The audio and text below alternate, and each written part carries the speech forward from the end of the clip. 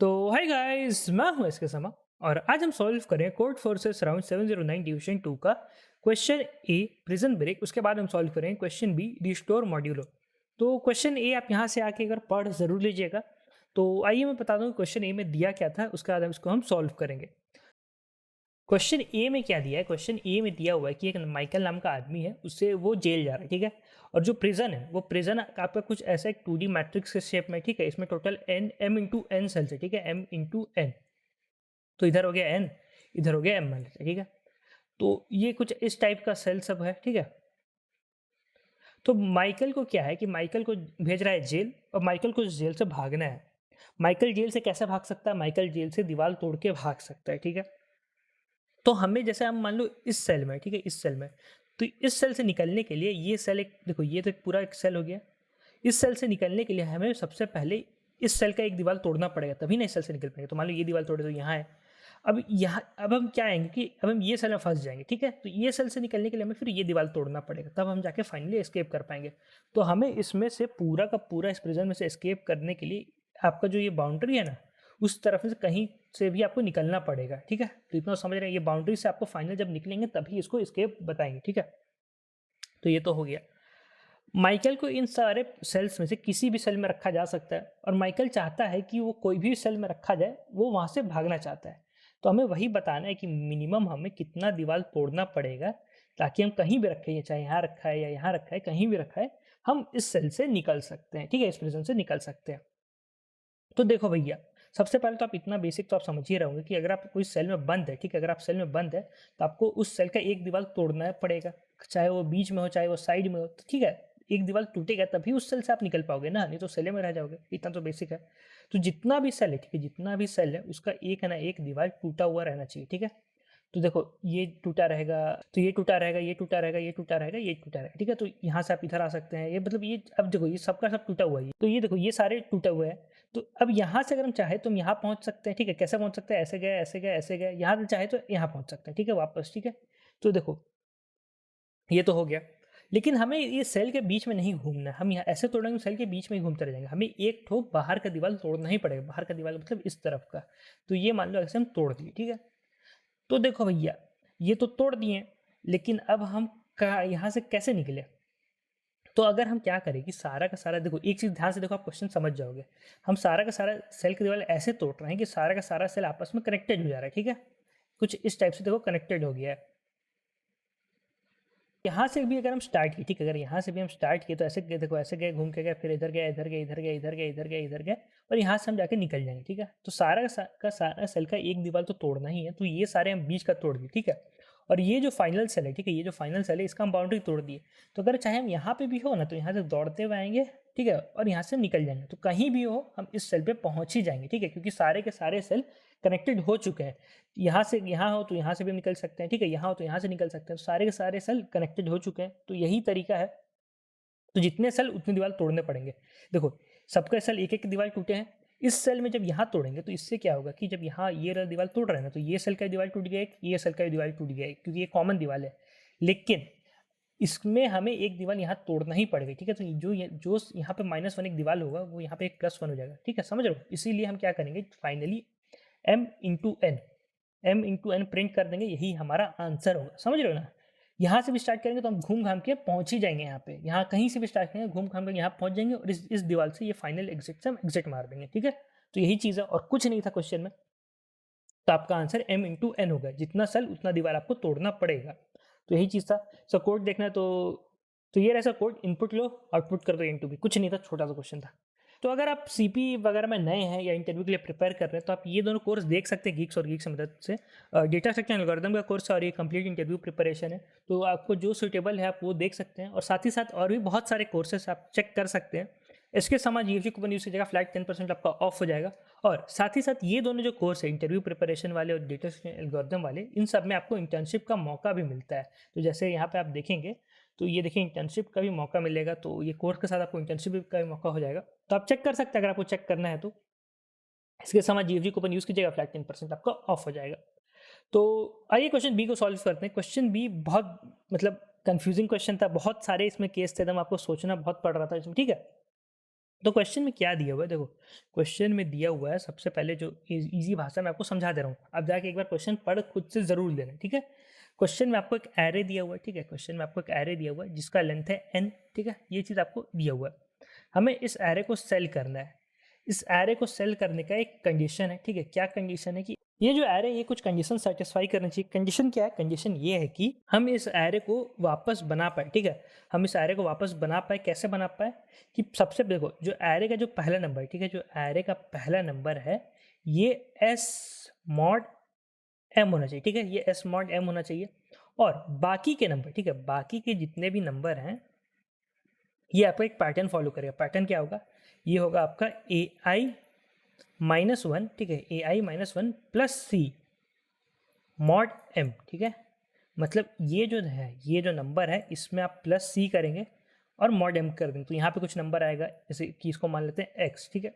फिर आप इसमें जब एक्स प्लस सी करेंगे, एक्स प्लस सी करेंगे, मॉड एम करेंगे, मॉड एम करेंगे तो उसमें जो आपका वैल्यू है वो यहाँ पे होगा, ये हो गया वाई, फिर वाई प्लस सी मॉड एम करेंगे तो यहाँ पे जेड हो जाएगा। तो ऐसे ही करके आपको भरना है ये पूरा का पूरा एरे।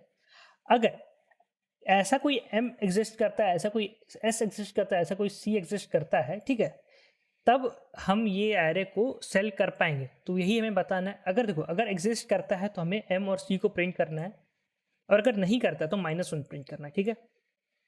और m अगर बहुत ही ज़्यादा है, m अगर बहुत ज़्यादा बड़ा है तो उससे हमें 0 प्रिंट करना है, ठीक है। तो ये चीज़ हो गया। तो भैया क्वेश्चन को सॉल्व कैसे करें, ये सारे बात का ध्यान रखना कि ये सारे के सारे नंबर पॉजिटिव रहेंगे, ठीक है। s जो है वो नॉन नेगेटिव, वो मतलब 0 से ज़्यादा रहना चाहिए। और c जो है, c आपका 0 के इक्वल हो सकता है लेकिन m से छोटा रहना चाहिए, ठीक है, m से छोटा रहना चाहिए। तो ये सारे कंडीशन हमें दिए हुए हैं। हमें अब बताना है क्या ऐसा ये जो हमारा इनपुट वाला एरे है, ठीक है, ये इनपुट वाला एरे है, ये कंडीशन सेटिस्फाई करता है कि नहीं, ठीक है। तो इसके बहुत सारे कंडीशन है, ठीक है। आप एक एक करके देखना, आप धीरे धीरे करके समझना, समझ जाओगे, ठीक है। नहीं समझ में आया तो कोड तक का इंतजार करना, आप समझ जाओगे, थोड़ा एक सब्र से देखना। तो देखो भाई, तो क्वेश्चन में आप इतना खाली आप एक चीज़ ध्यान रखना कि आप क्या कर रहे हो। यहाँ पे डायरेक्टली दिया नहीं है लेकिन ये जो हमें इनपुट एरे सब दिया हुआ है ना, ये सब हमें इनपुट एरे दिया हुआ है, हमें इससे वापस जनरेट करना है एम और सी के मदद से, ठीक है, एम सी एस इन सब के मदद से वापस जनरेट करना है। ये क्वेश्चन में डायरेक्ट नहीं दिया लेकिन आप ध्यान रखना कि काम यही हो रहा है, ठीक है। क्योंकि यहाँ पे देखो एम अगर आप 19 लोगे और सी आप 8 ले लोगे तो आपका ये एरे वापस जनरेट हो जाएगा, ठीक है। पहले वाला जो है वो उसको वैसे ही रख दो। उसके बाद देखो कि आप जैसे जैसे ये दो नंबर लेके चलोगे, एम और सी लेके चलोगे और ये पैटर्न फॉलो करते जाओगे तो आपका यही एरे ही आएगा, ठीक है। तो यही चीज़ हो रहा है, तो इसमें आप ध्यान रखना। आप वह जो इनिशियल इनपुट एरे है वही आप वापस जनरेट कर रहे हो, तो इसमें कंफ्यूज मत होना कि मैंने जनरेट करना क्यों बोला, ठीक है। देखो भाई, सबसे पहला जो बहुत सारे केस होंगे, ठीक है, इसमें बहुत सारे केस होंगे। सबसे पहले आप ये समझ लो कि ये मान लो एरे है, ठीक है, इसमें कुछ नंबर है। जैसे मान लो यहाँ पे हो 2 4 6 8 ऐसे करके कुछ कुछ कुछ चल रहा है, ठीक है। तो देखो एक चीज़ आप ध्यान देखो कि ये नंबर अब यहाँ इंक्रीज कर गया, यहाँ से यहाँ इंक्रीज किया, फिर यहाँ से यहाँ फिर इंक्रीज किया, फिर यहाँ से यहाँ फिर इंक्रीज किया, ठीक है। तो आप जब मान लो कुछ, तो एक चीज़ आप ये ध्यान में रखना, एक चीज़ आप ये ध्यान में बिल्कुल रखना कि जैसे मान लो ये हो गया, ये मान लेते हैं ए हो गया, ठीक है। तो ए प्लस सी मॉड एम, अगर इसका जो फाइनल आंसर है, ठीक है, इसका फाइनल आंसर है मान लो एक्स। अगर ये एक्स आपका ए से ग्रेटर है, ठीक है, अगर ये एक्स आपका ए से ग्रेटर है तो इसका मतलब ये हुआ कि ये एक्स जो है ये भी आपका एम से कम ही होगा। ये जो एक्स आया ना, ये फाइनल आंसर, ये भी आपका एम से कम ही आया, इसीलिए ये इंक्रीज कर गया यहाँ से यहाँ। क्यों? आपको अगर एग्जांपल चाहिए तो मैं जैसे दिखाता हूँ। एम मान लेते हैं 10, ए मान लेते हैं 2, एक्स मान लेते हैं 2, तो 2 + 2 मॉड 10 आपका 4 आया। तो ये जो 4 इसलिए आया है क्योंकि ये देखो ये 2 से ज़्यादा हो गया है, और ये 4 इसीलिए आया क्योंकि ये 10 से कम था। समझ रहे हो ना? अगर आप फिर से इसमें +2 करते, फिर मॉड 10 करते, तो ये आपका क्या आता है? ये आपका 6 आता है। 6 क्या है? ये भी आपका 4 से बड़ा था, ठीक है, लेकिन 10 से कम था। अब मान लो ऐसा होता है कि जैसे कि मान लेते हैं 9 + 2 मॉड 10 कर दे रहा है, ठीक है, 9 + 2 मॉड 10। तो इस केस में आपका आंसर 1 आएगा ना। तो ये क्यों हुआ? क्योंकि इसका जो वैल्यू हुआ ये 11 हो गया, जो कि हमारा 10 से ग्रेटर हो जा रहा है, ठीक है, इसीलिए घट रहा है। समझ रहे हो? तो ऐसा जो देखो ये जो हमारा एरे रहेगा, ठीक है, ये जो हमारा एरे रहेगा, ये जब तक मान लो इंक्रीज होते जा रहा है, मतलब इस पॉइंट तक इंक्रीज हुआ, ठीक है, तो इस पॉइंट तक इसीलिए इंक्रीज हुआ है क्योंकि यहाँ तक का वैल्यू, यहाँ से लेके यहाँ तक का वैल्यू अभी भी m से कम है, और यहाँ पे आके डिक्रीज इसलिए हुआ क्योंकि यहाँ जो वैल्यू आया था, मतलब ये मान लो a है, तो a प्लस c जो है ये आपका m से ग्रेटर हो गया, इसीलिए यहाँ पे आके डिक्रीज हुआ है वैल्यू, ठीक है। तो इतना चीज़ आप हमेशा ध्यान में रखना। तो अब देखो भैया, इसमें बहुत सारे केस होंगे। केस क्या होंगे, इसको कैसे सॉल्व करेंगे, देखो मान लो ये हमारा एरे है, और पहला कंडीशन ये है कि ये सॉर्टेड है, ठीक है। तो सॉर्टेड में देखो भैया हम कैसे करेंगे, सॉर्टेड हो तो मान लो अगर ऐसा रहा तो 2 4 6 8, ठीक है। तो एक चीज़ देखो, ये सारा का सारा इंक्रीज कर रहा है, इसका मतलब क्या हुआ कि ये जो 8 है, ये आपका m से छोटा है, मतलब इस एरे का सबसे ग्रेटेस्ट नंबर m से छोटा है। तो इस केस में हम क्या देखना होगा कि ये देखो, अगर इन सबका जो डिफरेंस है, ठीक है, इन सबका डिफरेंस है, अगर ये इक्वल है, ठीक है, डिफरेंस सबका इक्वल रहेगा, तब आपका आंसर एग्जिस्ट करेगा, ठीक है, तब आपका आंसर एग्जिस्ट करेगा, और मतलब m और c जो है ये एग्जिस्ट करेंगे। अगर डिफरेंस इक्वल नहीं होता तो मतलब कैसे होता है, जैसे मान लो 2 3 7 10 ऐसे होता है, ठीक है। तो इसका डिफरेंस क्या हो गया, इसका डिफरेंस हो गया आपका 1, इसका डिफरेंस हो गया 4, इसका डिफरेंस हो गया 3, ठीक है। तो देख रहे हो ये अभी भी इंक्रीज कर रहा है, इसका मतलब क्या है कि ये m से अभी भी कम है, ठीक है। लेकिन c देखो, यहाँ c का वैल्यू कितना हो गया, c का वैल्यू क्या हो गया, ये क्या है आपका, ये आपका और कुछ नहीं, ये 2 प्लस सी है, ठीक है, ये 4 प्लस सी है। यहाँ क्या हो गया, 2 प्लस सी इक्वल टू 3, यहाँ क्या हो गया 3 प्लस सी इक्वल टू 7। तो इस केस में c आया आपका 1, इस केस में c आया आपका 4। तो इस ऐसा में तो एग्जिस्ट नहीं कर सकता ना, c का 2 वैल्यू तो हो नहीं सकता है ना। तो अगर सॉर्टेड है, ठीक है, अगर सॉर्टेड है और सबका डिफरेंस आपका इक्वल नहीं रहा, ठीक है, अगर सबका डिफरेंस आपका इक्वल नहीं रहा तो इस केस में आपका आंसर एग्जिस्ट नहीं करेगा, ठीक है, तो -1 हो जाएगा। तो वही करना है कि अगर सबका डिफरेंस इक्वल है, ठीक है, अगर सबका डिफरेंस इक्वल है तो आपका आंसर एग्जिस्ट करता है। इस केस में आपका आंसर क्या प्रिंट होगा, इस केस में आपका आंसर प्रिंट होगा 0।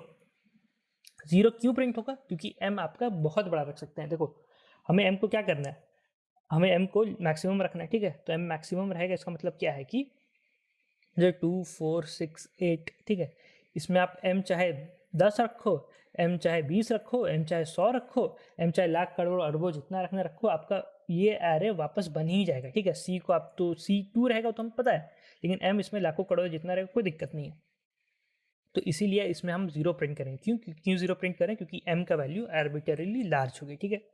सेम चीज़ आपका ये हो गया जब रिवर्स सॉर्टेड है, ठीक है, जब रिवर्स सॉर्टेड मतलब डिसेंडिंग ऑर्डर, वो क्या हो गया कि 10 8 6 4। तो इस केस में देखो क्या होगा कि वही चीज़ है, डिफरेंस अगर बदल रहा है, ठीक है, डिफरेंस अगर बदल रहा है तो आपका आंसर होगा -1, डिफरेंस नहीं बदल रहा है तो आपका आंसर हो जाएगा 0। क्यों 0 हो जाएगा, क्योंकि देखो जितना आपका डिफरेंस रहेगा ना इन दोनों का बीच में, वो आपका डिफरेंस होगा m और c के बीच में। तो मान लो m, मान ले कि हम ले रहे हैं 20, ठीक है, तो अगर आप c 18 लेके देखोगे, m हो गया 20, c 18 लेके देखो, तो आपका ये एरे वापस बन पाएगा, ठीक है। अगर आप 22 ले लो, इसको आप 20 ले लो, फिर भी बन जाएगा, ठीक है। तो आप एक बार करके देखना, आप समझ जाओगे, थोड़ा पैटर्न्स में देखना था कि ऐसे हो रहा है। हाँ ये ऐसा क्यों हो रहा है, क्योंकि देखो जब जैसे मान लो आप 10 प्लस क्या किए हो, 10 प्लस 20 किए, ठीक है, 10 प्लस 20 किए तो 30 आया, 30/22 किए तो मतलब मॉड 30 मॉड 22 किए तो आपका 8 आएगा, ठीक है। तो वही चीज़ हो रहा है, तो ये थोड़ा खोजना था। इसमें भी आप m को कितना भी लार्ज रखो, m को बहुत लार्ज रख लो, इन्फिनिटी रख लो, और c को आप इन्फिनिटी -2 रख लो, तो आपका तब भी आपका ये आंसर आ ही जाएगा, ठीक है। तो इस केस में भी आपका m हो जाएगा 0, ठीक है, तो ये हो गया 0, यहाँ भी आपका m हो जाएगा 0, यहाँ भी हम इन्फिनिटी रख सकते हैं। तो ये गया सॉर्टेड और रिवर्स सॉर्टेड का, ठीक है, ये तो चलो हो गया केस। अब आते हैं जब आपका इंक्रीजिंग डिक्रीजिंग दोनों हो, ठीक है, इंक्रीजिंग डिक्रीजिंग दोनों हो, तो इस केस में आप कैसे निकालोगे, m क्या होगा, c क्या होगा। तो देखो भैया, तो एक और बेस कंडीशन क्या हो जाएगा कि n का वैल्यू जो है वो है आपका 1, ठीक है, मतलब एक ही नंबर है, तो एक ही नंबर है, आप m को कितना भी ले लो, कितना भी बड़ा, कोई दिक्कत नहीं करेगा। तो इस केस में भी आपका आंसर क्या होगा, 0 प्रिंट होगा, ठीक है। n जब 2 होगा, n इक्वल टू 2 जब होगा, तो इस केस में भी आपका आंसर 0 ही प्रिंट करें। क्यों, क्योंकि या तो ये तो जैसे ये क्या, तो ये सॉर्टेड होगा, ठीक है, जैसे 1 और मान लो 9 हो गया तो उल्टा सॉर्टेड होगा, जैसे मान लो 10 और 5 होगा, ठीक है, और उसका डिफरेंस एक ही डिफरेंस आएगा और किसी डिफरेंस कंपेयर करने को है नहीं, तो इस केस में भी आपका आंसर हमेशा 0 आएगा, ठीक है। तो ये सब तो हो गया एक केस। अब आते हैं जब ऐसा एरे हो जो हमारा जैसे इनपुट में दिया हुआ कि पहले इंक्रीजिंग हो, फिर डिक्रीजिंग हो, फिर इंक्रीजिंग हो, फिर डिक्रीजिंग हो, ठीक है। तो जैसे कि ये यहाँ पे दिया हुआ है, तो इसमें कैसे करना है? तो क्वेश्चन में जैसे दिया हुआ है, देखो क्वेश्चन में क्या दिया हुआ है, 19 17 6 14 3, 17 6 14 3, ठीक है। तो ये हमारा इनपुट वाला एरे है, ठीक है। ये 9 के बाद यहाँ 17 इंक्रीज किया है, ठीक है। 9 के बाद यहाँ 17 इंक्रीज किया है और यहाँ 6 डिक्रीज किया है, ठीक है। तो ये इंक्रीज किया, इसका मतलब क्या हुआ कि ये जो 17 है ये हमारा m से छोटा है, ठीक है। ये हमारा m से छोटा है, तो इससे हमारा c निकल जाएगा। 9 प्लस सी, ये आपका 17 ही होगा ना। 9 प्लस सी आपका 17 होगा, तो सी कैसे निकलेगा? सी हो जाएगा आपका 17 माइनस 9, तो ये कितना हो गया आपका 8। तो इससे आपका सी निकल गया। और एक बात का नोटिस करो कि ये जो 6 है, ठीक है, ये 6 इसके बाद जस्ट डिक्रीज कर दिया है। सी इसके बाद जस्ट डिक्रीज कर दिया है। इसका मतलब क्या हुआ कि यहाँ यही एक पॉइंट है, ठीक है, यही आपका मैक्सिमम पॉइंट हुआ एक का मतलब। तो इसमें क्या हो जाएगा कि 17 प्लस हम सी किए बाई फिर हम मॉड एम किए, तो ये आप हमारा 6 दे रहा है। तो इसको आप कैसे निकाले? तो देखो 17 प्लस सी, हमारा सी यहाँ से निकल गया ना, सी हमारा यहाँ से निकल गया, तो सी हमारा कितना है? 8 आया, तो 8 हो गया। तो इसको जब हम, ये कितना आएगा? ये हमारा आएगा 25, ठीक है, ये 25 आएगा। तो ये 6 आया, 6 आया है ना। तो इससे अगर हम -6 कर दे तो ये कितना हो जाएगा? 19, ठीक है। तो ये 19 ही हमारा m का वैल्यू होगा ना। समझ रहे हो क्यों होगा? क्योंकि क्या हुआ होगा, ये 25 आया, ठीक है, ये 25 आया है, तो 25 मॉड आपका 19, ये आपका 6 हुआ, तो ये आपका और कुछ नहीं 25 माइनस 19 है, ठीक है। ये 25 माइनस 19, ये जो आपका ये वाला जो वैल्यू रह रहा है ना, ये जो वैल्यू रह रहा है a प्लस सी, ये आपका a प्लस सी आपका m इंटू 2 से छोटा रह रहा है, ठीक है। ये आपका m इंटू 2 से छोटा रह रहा है क्योंकि कभी बढ़ ही नहीं पा रहा उतना, ये m इंटू 2 से छोटा रह रहा है। इसीलिए अगर आप 25 माइनस 19 भी करोगे तो आपका 25 मॉड 19 का ही काम करेगा, समझ रहे हो। इसीलिए तो ये इससे आपका ये जो 25 मतलब जो ये 25 माइनस 6 करोगे, इससे हमारा ये 19 आ जाएगा, जो कि है m, ठीक है। क्यों 19 आया? क्योंकि वही चीज़ किए थे हम, 25 माइनस m किए थे तो उससे हमारा 6 आया था, तो 25 माइनस 6 करेंगे तो उससे हमारा m आ जाएगा। तो यही चीज़ है, m ऐसे आ रहा है, तो हमारा c आ गया, हमारा m आ गया, ठीक है। अब एक कंडीशन ये चेक करना होगा, देखो भैया, ये जो पहला नंबर ये s मॉड m है, ठीक है। ये s मॉड m मतलब ये क्या होगा कि ये हमारा m से कम ही रहेगा, ठीक है। कभी m तक पहुंच नहीं पाएगा, m से कम ही रहेगा। लेकिन अगर हमारा जो इनपुट आ रहा है, ठीक है, यहाँ पे जो m आया है हमारा, अगर ये जो यहाँ पे जो नंबर है s मॉड m, ये अगर m से ज़्यादा हो गया, इक्वल हो गया, तो आपका आंसर जाएगा -1, ठीक है। क्योंकि m जो हम निकाले, जो हम m आगे से निकाले, और यहाँ पे जो कंडीशन है वो मतलब एक दूसरे को सेटिस्फाई नहीं करेगा, इसीलिए -1 हो जाए। तो हमारा m आ गया, हमारा c आ गया, तो एक कंडीशन ये हो गया। अब हम क्या करें कि हम जो एरे है, ठीक है, जो हमारा m और c है, उससे एरे को दोबारा बनाएंगे, ठीक है। तो देखो अगर ये कंडीशन सेटिस्फाई कर गया कि ये जो पहला नंबर है ये हमारा m से छोटा है, तो उसको हम सब ये एक नया एरे बना रहे हैं, ठीक है, एक आंसर एरे बन के चलो, उसको हम यहाँ पे लिख दिए। तो ये s मॉड m जो हम मतलब ये क्या है, ये और कुछ नहीं है, हमारा इनिशियल एरे का 0th वाला एलिमेंट है, ठीक है, ये a ऑफ 0 ही है। तो ये हो गया। अब हम बाकी सारे जो एलिमेंट है उसको हम जो हमारा जो फॉर्मूला दिया हुआ है, ठीक है, जो हमारा फॉर्मूला दिया हुआ है यहाँ पे जो फॉर्मूला है उससे हम बनाते चल जाएंगे। तो वो बनाते चल गए, और कहीं भी एक ऐसा पॉइंट आया जिसमें जो हमारा जो इनपुट आ रहा था ए, और ये जो हमारा आंसर आ रहा था जो वो अगर इक्वल नहीं रहे, तो हमारा आंसर क्या हो जाएगा? -1, क्योंकि जो हम m और c फाइंड किए हैं वो ये कंडीशन से ये एरे वापस नहीं बन पा रहा है, ठीक है। तो इस कंडीशन में -1 आएगा, और आप -1 प्रिंट कर दो, नहीं तो अब जो m और c फाइंड किए हो उसको आप प्रिंट कर दो, ठीक है। तो यही चीज़ था और कुछ नहीं था। अगर और आपको एक डाउट आएगा कि m को मैक्सिमाइज़ करना है, तो देखो भैया हम c फाइंड किए हैं, ठीक है, हम c फाइंड किए हैं, हमारा जितना पॉसिबल c हो सकता था वो हम यहाँ पे फाइंड किए हैं, ठीक है, क्योंकि वो एरे में इतना ही ना दिया हुआ था, 9 और 17 था, तो इससे ज़्यादा तो c हो नहीं सकता है, ठीक है। और c हमेशा आपका m से कम रहेगा, तो ये जो m और c निकलेगा ये आपका मैक्सिमम ऑटोमेटिकली रहेगा, तो इसका आपको टेंशन नहीं लेना है, ठीक है। तो ये हो सकता है। और आपको ये डाउट आएगा कि ये हमें बना के क्यों टेस्ट करना है जबकि हम यहाँ पे फॉर्मूला से निकाल लिए। तो देखो भैया, ये तो देखो मान लो हमें m और c इस पार्ट से m और c मिला है, ठीक है, हमें इस पार्ट से m और c मिला है, लेकिन ये पार्ट एक ऐसा पार्ट होगा जो जिसका m और c अलग होगा, तो उस केस में तो दिक्कत हो गया ना, एक एरे का तो m और c एक ही ना होगा। तो वही चीज़ है और कुछ नहीं है, तो इसीलिए हम दोबारा चेक कर रहे हैं। तो इसका कोड देखना, तो देखो क्या किया है, इनपुट वगैरह लो, फिर यहाँ पे क्या करो कि वही हम चेक करें कि पहले सॉर्टेड है कि नहीं। अगर सॉर्टेड वर्टेड है और उसका डिफरेंस सब सेम है तो आप 0 प्रिंट कर दो, ठीक है। अगर नहीं सॉर्टेड नहीं है तो फिर एम और सी हम यहाँ पे निकाल रहे हैं, और एम और सी निकालने के बाद हम यहाँ पे वो वापस वो एरे बना रहे हैं, ठीक है। अब चेक करें कि पहला एलिमेंट कहीं m से ग्रेटर तो नहीं हो जाएगा। अगर m से ग्रेटर है तो आप फ्लैग 1 कर दो, ठीक है। फ्लैग 1 है या फिर m 0 है तो आप आंसर -1 कर दो, और नहीं तो आप m और c प्रिंट कर दो। तो यही था। तो आज की वीडियो में इतना ही। तब तक धन्यवाद। ध्यान रखिए सब्सक्राइब करना ना भूलें। टेलीग्राम ज्वाइन कर लीजिए, इंस्टाग्राम लिंक सबका लिंक है डिस्क्रिप्शन में। तो मिलते हैं, ध्यान रखिए, bye bye. Enroll now for the best in industry data structures and algorithms course, DSA self-paced with highly organized content and access to premium video lectures recorded by Mr. Sandeep Jain himself, covering all the important DSA topics, along with more than 200 plus algorithmic problems of varying difficulty, which will keep your brain always drilling deeper into concepts. And don't worry if your code lets you down sometimes. A customized hint section is always there to help. Evaluate yourself with the periodic contests and become the DSA expert these companies want. Take charge now and make DSA your biggest strength with us.